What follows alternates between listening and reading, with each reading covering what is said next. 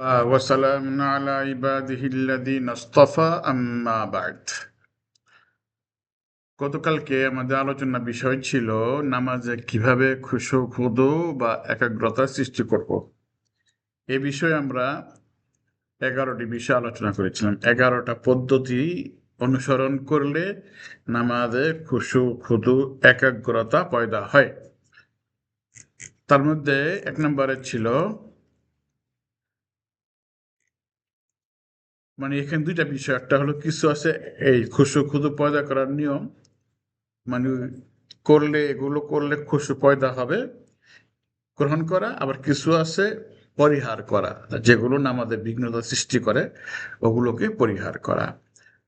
তো যেগুলো অন্তরে পয়দা করে খুশু খুদু, তার মধ্যে 1 নম্বরে ছিল নামাজের জন্য আগে থেকেই প্রস্তুতি গ্রহণ করা, নামাজের সময় হওয়ার আগেই রেডি থাকা, আজান দিবে যায় নামাজ পড়বেন, তাহলে নামাজে একাগ্রতা পয়দা হবে। 1 নম্বর ছিল এটা। আর 2 নম্বরে ছিল আযান ও ইকামতের মাঝে যে সময়টা আছে দোয়া করা। 3 নম্বরে ধীরস্থির অবলম্বন করা, দৌড়াদৌড়ি করে না যাওয়া, আস্তে আস্তে যাওয়া।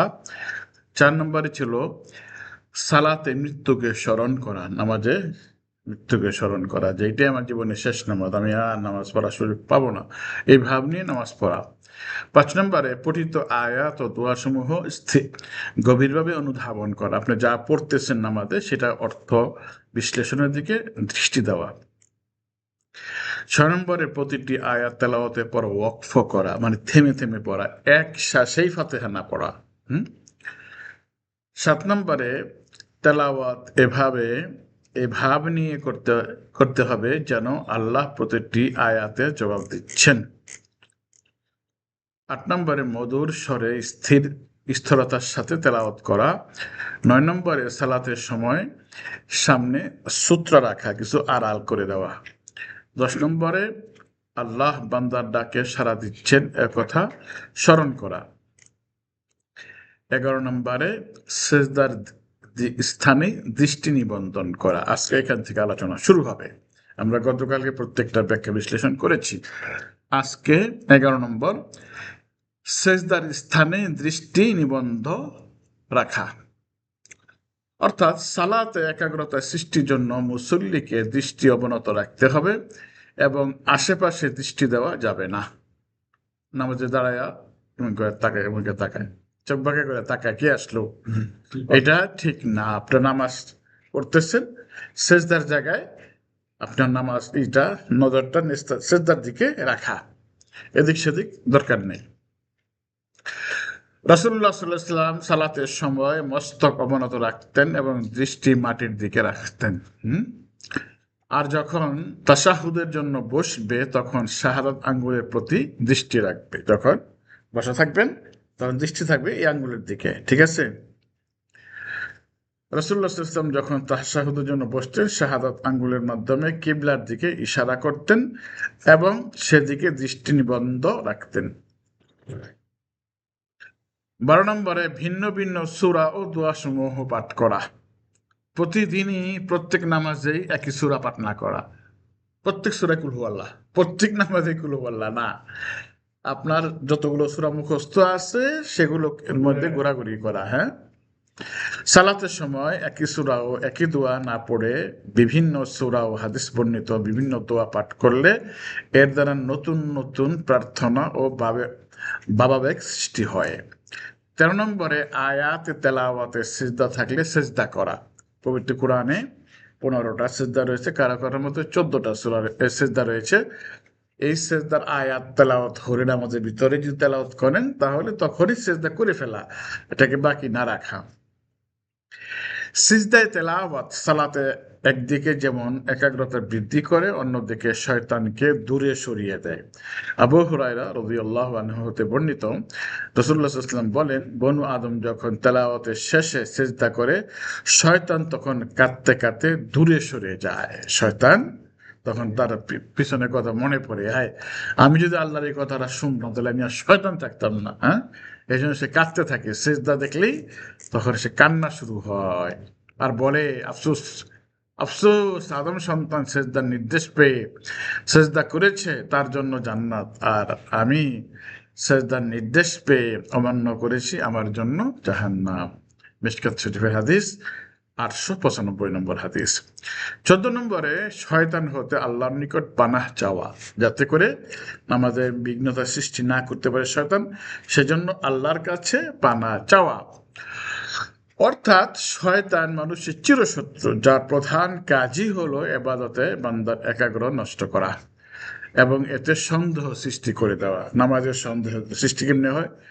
2 রাকাত পড়লাম না 3 রাকাত পড়লাম, 4 রাকাত নামাজের 3 না 4, এই একটা দ্বন্দ্ব সৃষ্টি করে, শয়তানের সৃষ্টি করে। এই জন্য নামাজ শুরু করার আগে এই ধরনের দোয়া করে, আল্লাহ শয়তানের এই অস্বস্থ থেকে আমি মুক্তি চাই। আল্লাহর রাসূল সাল্লাল্লাহু আলাইহি ওয়াসাল্লাম একদিন উসমান ইবনে আবুল আস রাদিয়াল্লাহু তাআলা আনহু রাসূল সাল্লাল্লাহু আলাইহি ওয়াসাল্লামকে বললেন, হে আল্লাহর রাসূল, ইন্না শাইতানা কাদ হালা বাইনি ওয়া বাইনা সালাতি ওয়া কিরাআতি ইয়ালবিসুহা আলাইয়া, যে শয়তান আমার এবং আমার নামাজ ও কেরাতের মাঝে প্রতিবন্ধকতা এবং সালাতের সন্দেহ সৃষ্টি করে, আমি কি করব?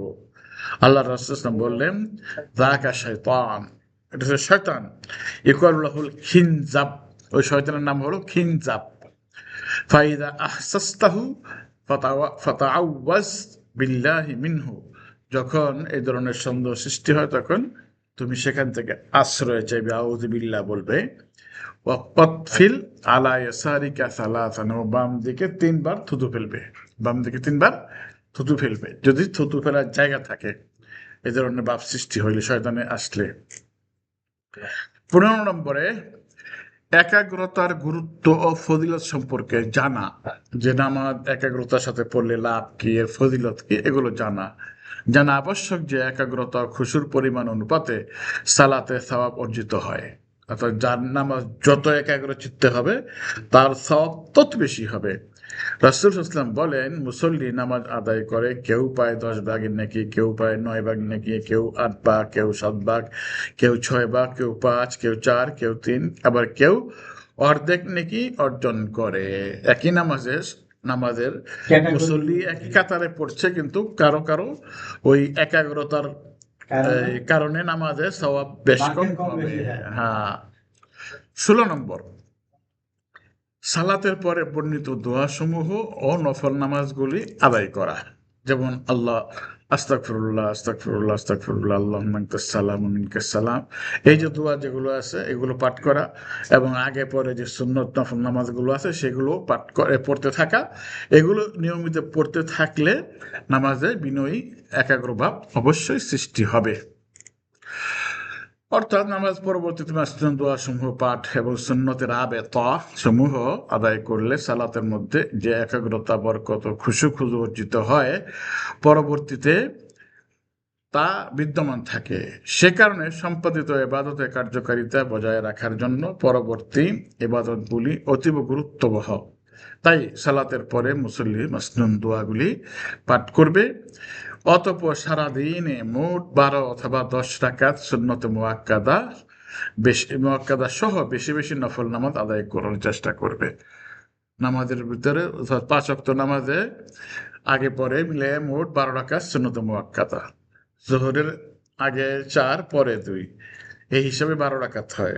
কেউ কেউ আগে 2 রাকাত পরে যথেষ্ট মনে করেন, এই জন্য 10 রাকাত হতে পারে।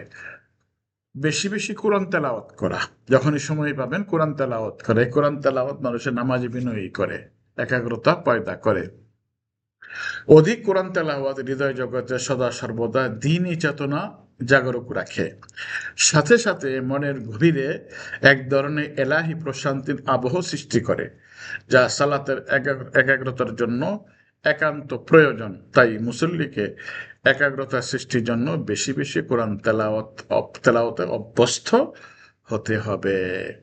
তো এই ছিল 17টি অবস্থা যা অনুসরণ করলে নামাজের একাগ্রতা বা খুশু পয়দা হবে।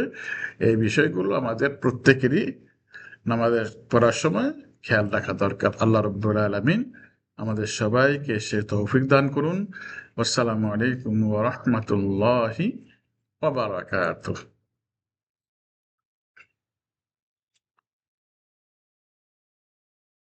তো আজকে তো লোক একবারে কম আসলো। তুমি পাইছে না